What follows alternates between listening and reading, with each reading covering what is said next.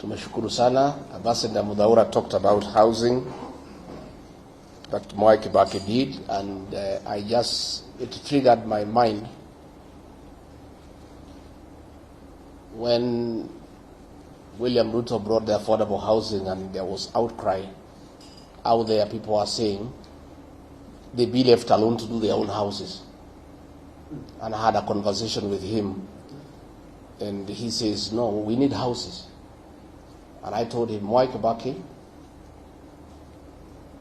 did a lot of housing, but not the actual construction. The government did not have a housing program.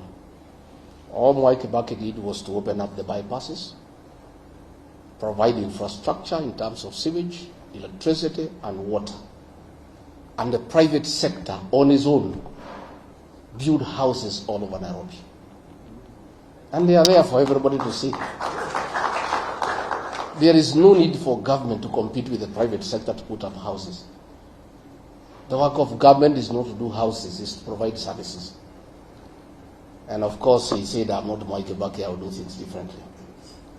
So, one of the things we intend to do, those of us who are like-minded who want to have a regime change in 2027, is to scrap the housing levy and reinstate the housing initiative to the private sector by government just providing services.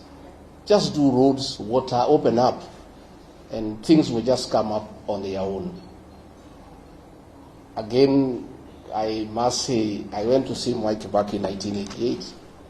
I was a student leader at the University of Nairobi. I was the chairman of the Enyewe University Student Association. And through my then Member of Parliament, the late Matuamai, I sought an appointment to see the Vice President, and I went to his office in Jogo House.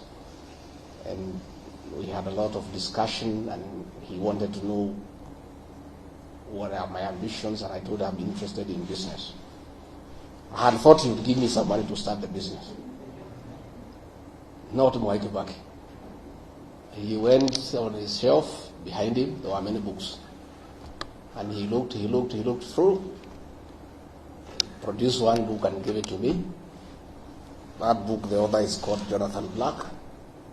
It's called The Oil.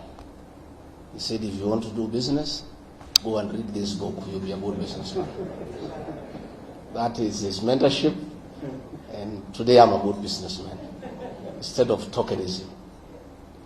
Judy, please work quickly to finish the mausoleum in Obaya, because much as we are having this ceremony here, the villagers back home would like to celebrate Mzee, and they would like to come and remember him. And since we cannot bring them here to Nairobi to listen to Professor Kagwanja and foreign policy, they just like to come to Obaya just to remember the old man for what he did for the people of Obaya, for what he did for the people of this country. Professor Kagwanja, thank you.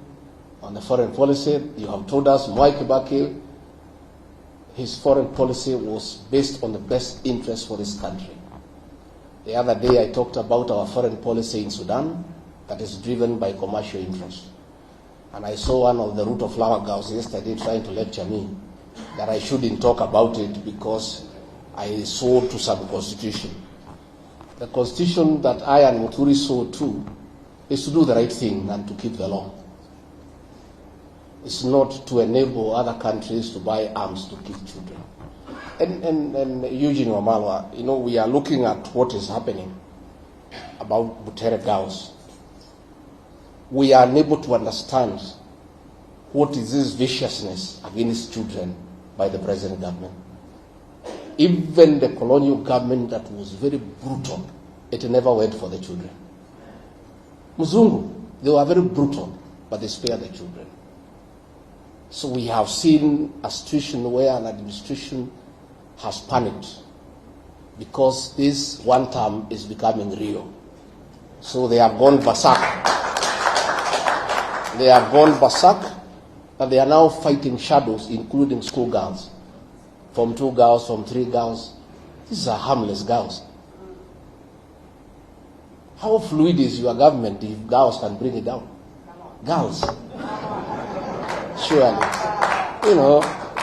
So when you look at the situation in the Sudan, we are allowing gold to be processed in Kenya and guns to be smuggled through Nairobi to go and kill children in the Sudan. So we are asking, what is this bile against young children? We saw the killing of the Gen Zs, the abductions of young children. What is this bile against innocent young children? So as we move on, let's pray for the country. And Ambassador, again, to shukuru wewe.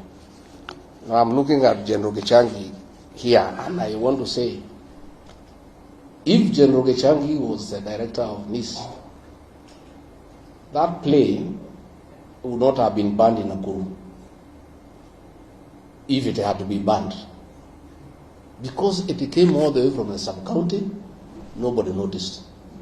It went to the county, nobody noticed.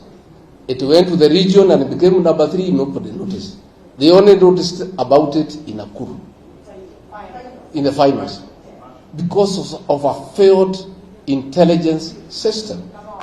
You know, that will not happen.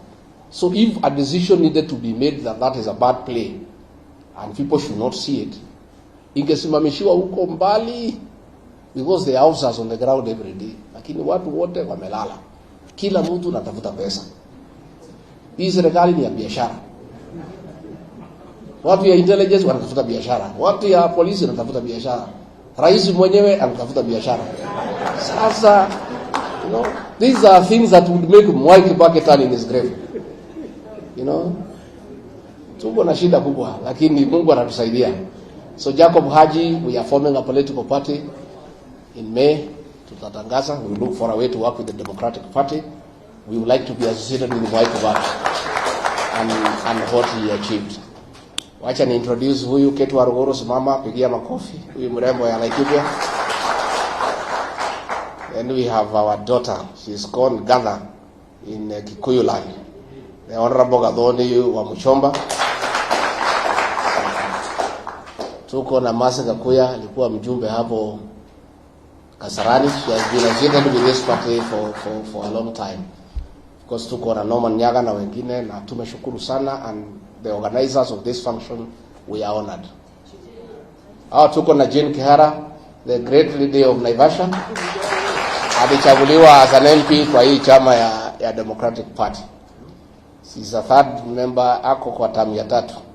Na nikali anaangushaga wanaume 7 kila uchaguzi. Wote wanaweka chini. These strong women, they are strong people. So tumeshukuru sana, and thank you very much, and asanteni sana Ambassador Muthaura and your team that supported Mwai Kibaki.